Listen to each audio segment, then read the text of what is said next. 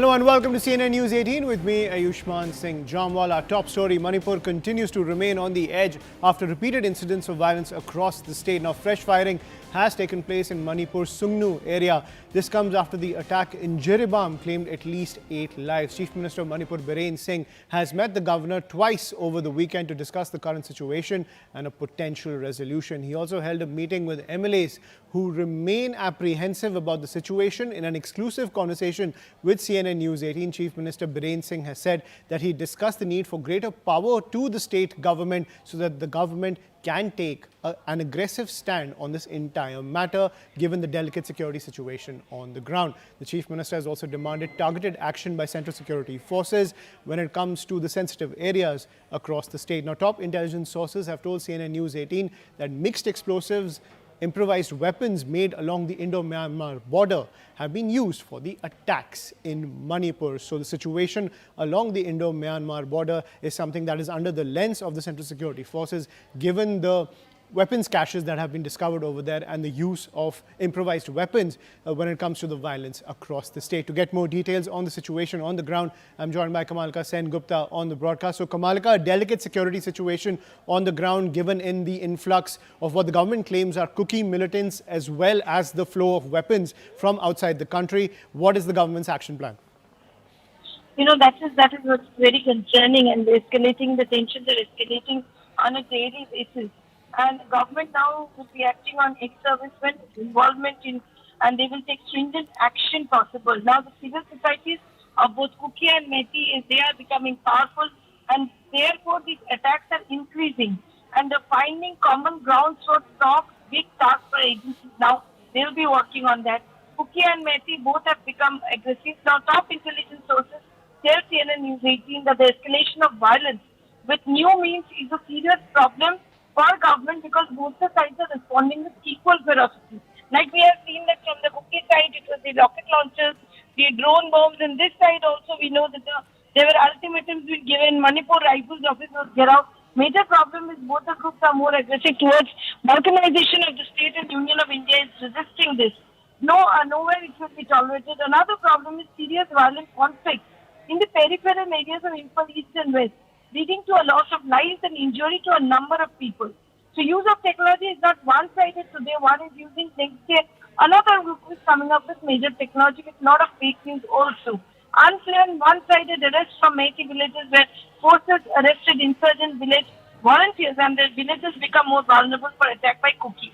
Same has happened when Kukis gain ground with one-sided attacks, and more they reinforce themselves with more weapons. Finally, they use drones. So due to possible drug and foreign funding, weapons are in huge numbers with good sophisticated technology. This is also a very important point. Another worry for the government is the spread of violence to other districts.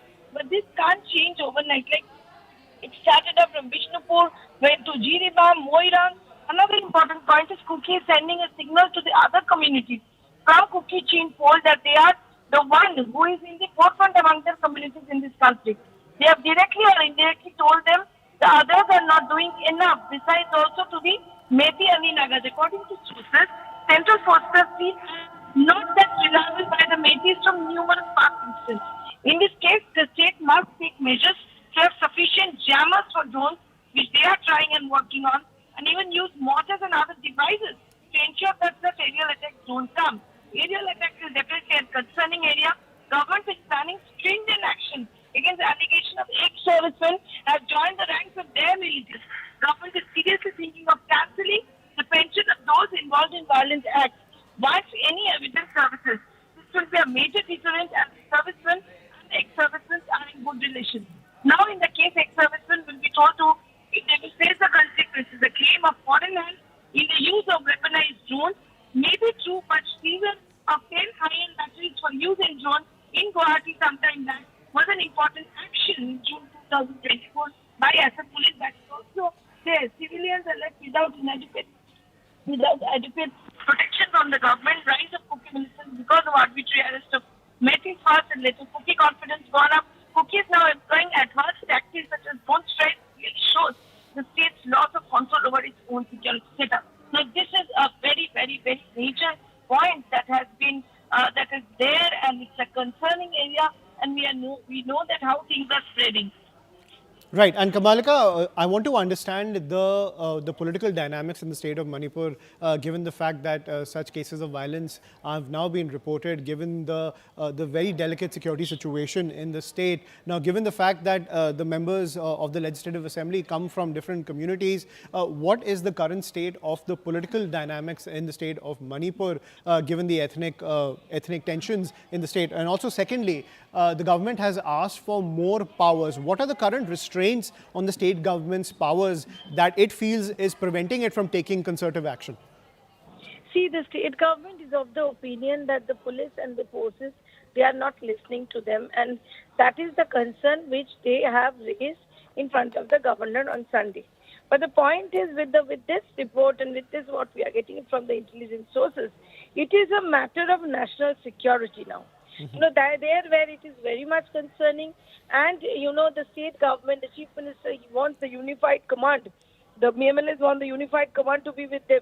But with such a situation which is prevailing, what steps the central government takes, that is to be seen. Obviously, the state government has full faith on the central government, but there is also a group which is actually raising questions on central government on ground. Like if we see what has happened day before yesterday, the Manipur Rifles office in Imphal, it was get out. And also yesterday, if we see what has happened in this area of Tedium Road, which is in Imphal West, where there was an escalation and the police opened to fire to control a Raj protest rally.